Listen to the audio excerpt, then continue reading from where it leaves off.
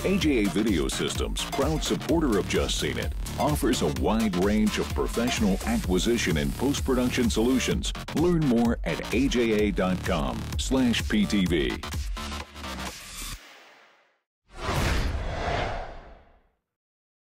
Emmet is just an ordinary Lego figure.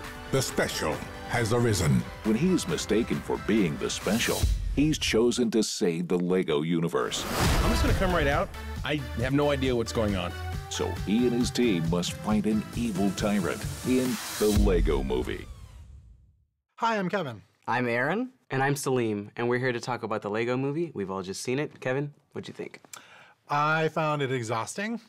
There's so much happening on screen that I actually just couldn't even process it all. And there's a point where I just kind of start tuning out because it's just too much. The jokes went way over kids' heads, but I didn't think they were that sophisticated enough to get adults really that interested. Yes. So I think it's for 13-year-old boys. And that's it. That's exactly what I think. But I feel like that's a problem because it could have been funny. I mean, I've seen their specials before and they're funny. And I just didn't think it was funny. I disagree. I thought that it was very self-reflexive, very meta humor, stuff that the adults will be able to enjoy. There's a lot of pop culture references, similar to something like Wreck-It Ralph. So I think that there's a lot there for people to latch onto. Some of them were way over, No, and that's what I'm saying. Like meta. Adults will get it. The kids won't. There's nothing wrong with that. There's like something like Shrek, for example. But it's a kids' movie. Again, I mean, and but the adults are taking the kids to the movie. But that's the thing is the humor skewed so much adult that the kids are going to be bored. I don't think it's that clever enough for the adults to really think it was that great. And the theme of the movie, which they bash into your head throughout the entire movie. Everyone's special. But right, and at the end, everything is awesome. But I like that. But at the end, it becomes almost too much of a kids' movie because it's like the little boy with the weird voice, and it suddenly grinds to a halt. Yeah. To the point where I was like, "Oh my God, I get it. Would you please get on with this movie?" The story is very simple, and it's charming, and it's self-aware, and I always love self-aware films. This may have taken it a little too far, but this is how Phil Lord and Chris Miller work as writer-directors.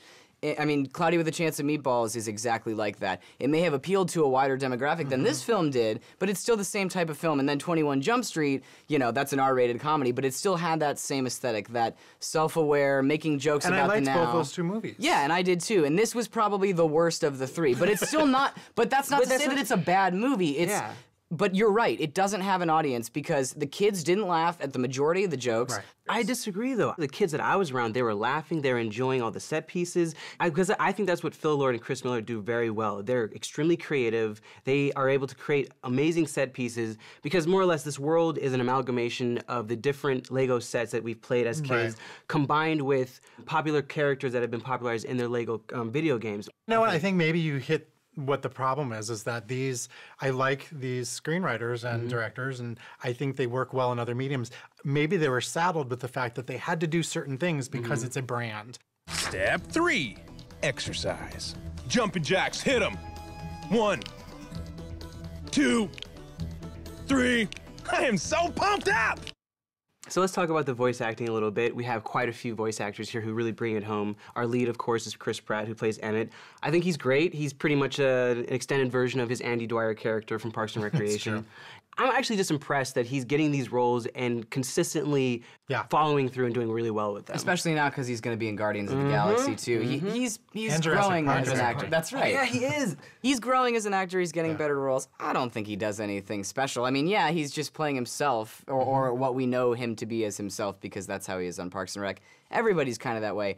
I didn't even know that Nick Offerman was the metal beard. I did. There's a lot of people. I mean, you have Nick Offerman, Elizabeth Banks, Will Ferrell, Charlie Day. Relax, everybody. I'm here. Batman! What's up, babe? Babe! What? Oh, sorry, Batman. This is Emmet. Emmet, this is my boyfriend, Batman. I'm Batman. That's your boyfriend? So let's talk about Chris Miller and Phil Lord, who directed it. I thought they actually brought some cleverness to it. I liked how they used the Legos for even water and fire and stuff. That was the best part of the movie. Their style and flair in the direction. The style and flair of the direction, though, is not as good as Cloudy with a Chance of Meatballs or 21 Jump Street. But it's because of the aesthetic that they had to deal with, which is the Lego pieces. They couldn't animate water or fire and make it look really cool and realistic. But that to me was awesome. Yeah, and the action is handled well. Really, the most noticeable problem is the 3D. It's so distracting when you're supposed to be looking at something in the foreground that's in focus, and there's something in the background that's out of focus. The stuff that's out of focus is really, really distracting. I think that it made it look cheap because it's a toy Yes, that you're filming in a way. So it actually made it look like somebody was filming their toys. And especially when you're seeing action scenes where the camera's moving around and there's stuff in the background moving around, it's just like a blur, and it's so hard to follow. Yeah, and then if you take your glasses off, it looks clearer, so yeah, it's kind of unnecessary. Don't see the movie in 3D, just go see it in 2. Despite the fact that I did laugh while watching this film, it has a real problem with finding its audience, so I'm gonna say stream it. I agree. I don't think they know who the audience is, but it's a mildly amusing distraction, so I say stream it. I disagree with the both of you. I think there's a clear audience for this. It's funny, it's got some strong voice acting. See it. Well, our votes add up to 2 full tickets, which is a stream it for the Lego Movie. Cheers, mate. I'm the right one. No, I think. Let me do it again.